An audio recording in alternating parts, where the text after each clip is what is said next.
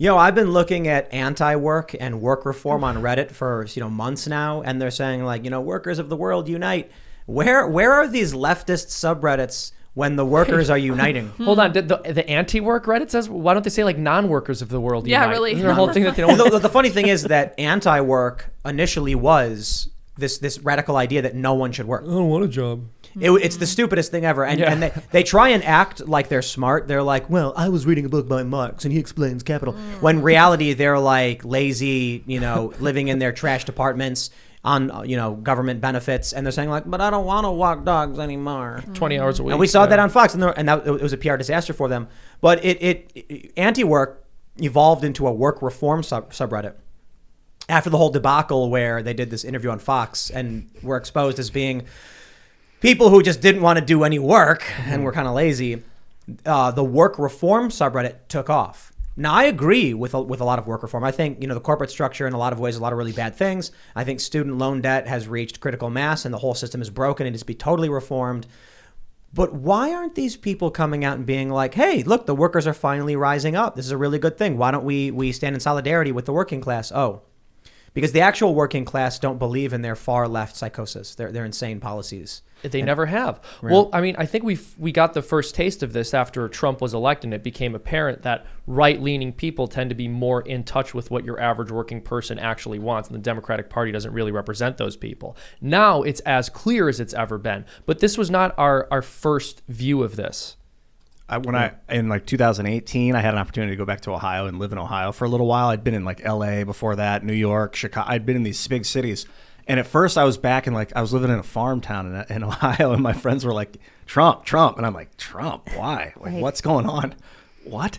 And it hurt. It was like being in like some sort of acid, like a pool of acid. It was burning me, but I came out so much stronger because I wasn't being manipulated anymore. I was seeing things from this other like worker's perspective that I'd been just lost. It'd been lost to me in the big city for 15 years. It was really incredible. The power of the worker, man. I want to show you guys this subreddit post from Lockdown Critical Left. Oh, yes. This is amazing. It's from 2 days ago.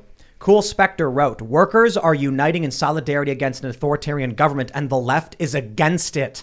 The trucker convoy is the closest thing to a working class uprising I've seen in my lifetime. I wasn't around in the 60s, and yet the left is somehow against it. Isn't this exactly the kind of thing the left should be supporting? Are there even any working class people on the left anymore? Why do they all seem to be Zoom tech workers or unemployed? Why is the actual working class overwhelmingly not on the left?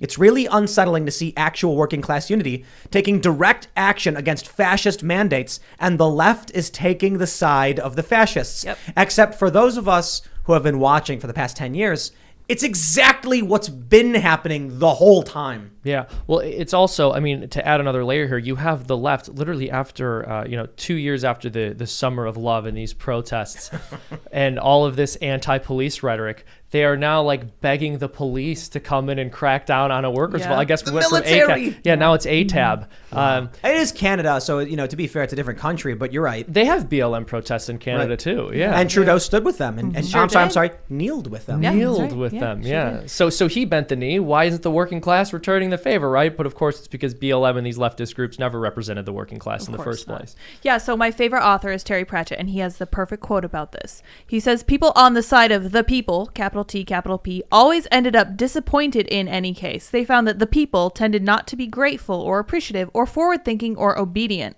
The people tended to be small-minded and conservative and not very clever and were even distrustful of cleverness. And so the children of the revolution were faced with the age-old problem. It wasn't that you had the wrong kind of government, which was obvious, but that you had the wrong kind of people." And I think that's what the left is discovering. Entirely. I think they've known this. Yes. For a long time. It's why there was this really funny moment where in Seattle, some like socialists came out and were protesting against Amazon. And then some trade workers and like construction guys and contractors showed up in their vests and hard hats and started chanting them down because they were the actual working class guys. These intelligentsia, college graduate types think they're working class. They're quite literally not. They're the intelligentsia. I represent the working class. Mm-hmm. Well, no. Yeah. It's also funny because the left has always tried to say that they represented the working class, but then they'll take all of these wildly unpopular social positions that your average working person does not believe in at all and then try to force it on them. So it's like even with situations outside of this, I'm pro-working class, except I think a working class person should lose their job for stating something in a public forum that literally every other working class person believes about transgenderism, for example. Yeah, like Whoopi Goldberg, they suspend her. She's a good working class woman. That's right. And they come after her with this cancel culture nonsense. It's so obvious because it really is about money. Here she is making but a humble $96,000 per week. Yes, per indeed. week. Per week. And of course, because It's not she even doesn't- 6 figures. Yeah, not even 6 figures Per week, yeah. Per week. And so she can't defend herself. Yeah. And so she gets suspended for 2 weeks. It's terrible. Oh, heavens. When will the workers rise up? You know what I thought about? But I bring that up real quick just because as a good example of what happens to Whoopi Goldberg when she doubles down on offensive comments. Gina Carano, on the other hand, who didn't say anything offensive. She said, don't demonize your neighbor. She loses her job. Well, I thought that Whoopi thing was an example of critical race theory having gone too far. It went too far because she all of a sudden is now starting to think that if someone has the same skin color as someone else, that they're the same race. Mm-hmm. Skin color has nothing to do with race. Maybe not. Well, maybe it's not safe to say. Yeah. Maybe it's not safe to say nothing. But if you take someone out of a place on Earth and put them somewhere else, within 2 or 3 generations, their skin color is going to be different. Their kids, their grandkids are going to look way different than if you put them in like sub-Saharan Africa. Let me try and help you out, Ian, and by making this point, there are Asian cultures that look very similar to Native American cultures, even though they're very different. Probably came across the Bering Strait 13,000 years ago. And so it's not necessarily like you could be a different race or ethnicity and look very similar to so other skin color groups. and race are not the same thing, and that But- it's but they- terribly. but they are connected, You could say that there is a correlation there. It's really offensive and egregious that she would make that claim. Yeah.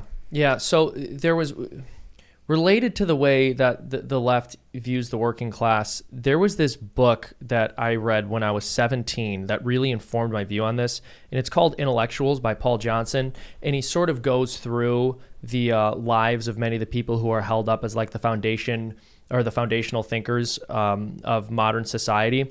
And what he points out is that so often these are people who claim to love humanity in the abstract, but in their personal relationships, when they dealt with actual humans, they tended to treat them like garbage.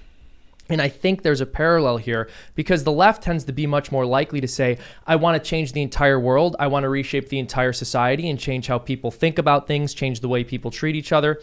And I think conservatives are much more likely to err on the side of subsidiarity and try to change what's around them as opposed to going for the world as a whole because they're more interested in actual individual people. And so these lefties have this idea in their head of what the working class is as an abstraction. And then when they have to deal with actual working class people and their desires, they come to realize that human beings are messy and they require that you sacrifice your own will in order to care for them. And they're not willing to do that.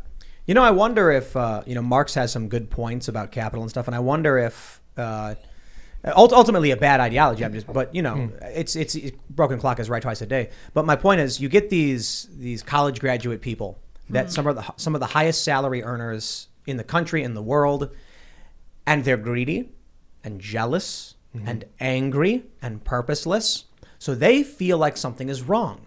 Something is wrong with my life. Then they read, Das Kapital or whatever, and they're like, he's talking about me. Yes. Because I hate my life. He's literally not talking about you. You are the one. Let's just be real. The intelligentsia are the ones who get executed because they're threats to the revolution. Oh, yeah. As soon as the new revolutionary sect rises to power, they end up taking out all the people that fought for the revolution in the first place because those are agitators. They were the ones who fomented revolution. Exactly. Yeah.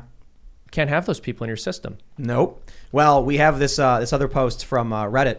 It's called The Counter Protest from r/Ottawa. Hello, everyone. My name is Mackenzie, and I am not afraid. This Saturday, I will be organizing the peaceful counter protest against the terrorists occupying our city center.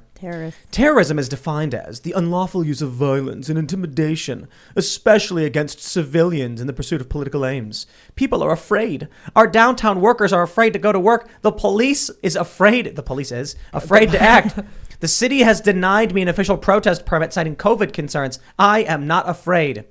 No, you're a fascist. Can I say literally a fascist? Also, can I say like the most boring thing in the world, but I think needs to be said here? Definitely. Like, where was this kind of talk during the BLM riots? Like, how does that not fit the definition of terrorism when buildings are being burnt down? I don't believe this is a real person. It's probably. But come on, I'm reading some of these posts on Facebook from lefties, and I'm like, dude, you don't actually believe what you're saying, right?